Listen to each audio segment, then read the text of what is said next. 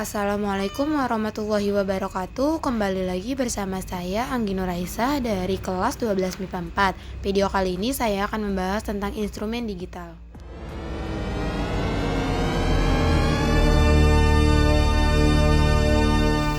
Jadi yang dimaksud dengan instrumen digital ialah alat yang digunakan untuk mengukur atau menampilkan informasi dalam bentuk angka atau sinyal digital.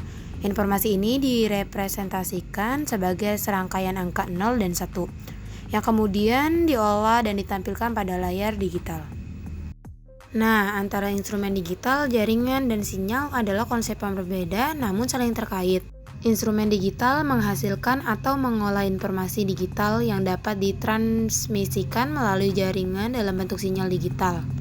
Nah, bisa kita analogikan, instrumen digital adalah alatnya, jaringan adalah sistemnya, dan sinyal merupakan informasinya.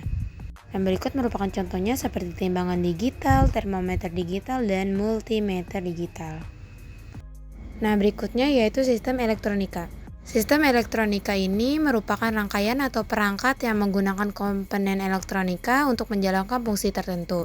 Sistem ini bekerja dengan cara mengolah sinyal listrik untuk menghasilkan keluaran yang diinginkan.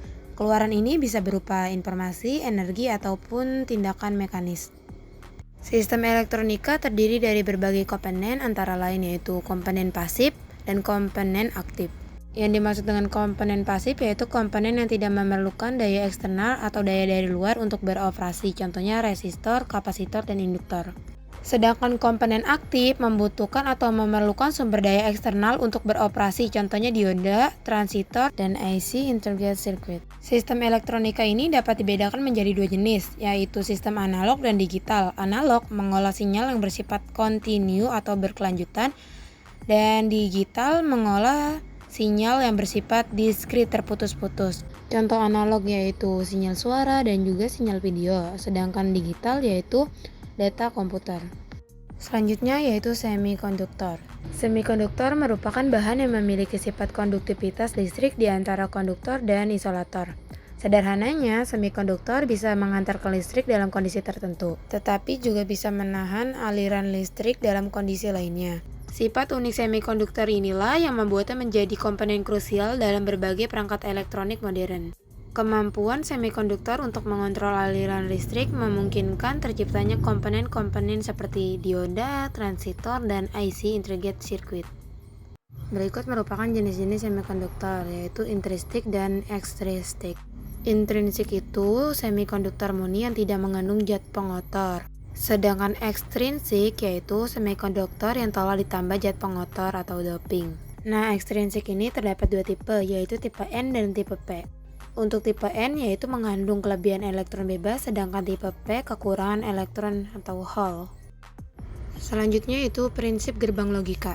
Prinsip gerbang logika adalah komponen dasar dalam rangkaian digital yang digunakan untuk melakukan operasi logika pada suatu atau lebih sinyal input untuk menghasilkan sinyal input.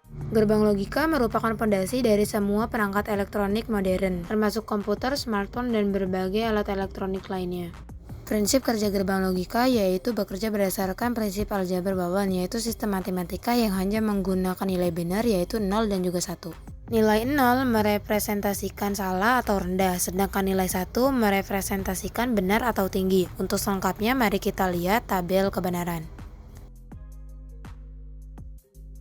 Nah, dari pembahasan tadi dapat kita simpulkan bahwa dari bab instrumen digital ini telah menjadi bagian tak terpisahkan dari kehidupan modern, mengubah cara kita berinteraksi, bekerja, dan belajar. Memahami peran, jenis, dan implikasi dari instrumen digital sangat penting untuk beradaptasi dan berhasil di era digital yang terus berkembang seperti saat ini.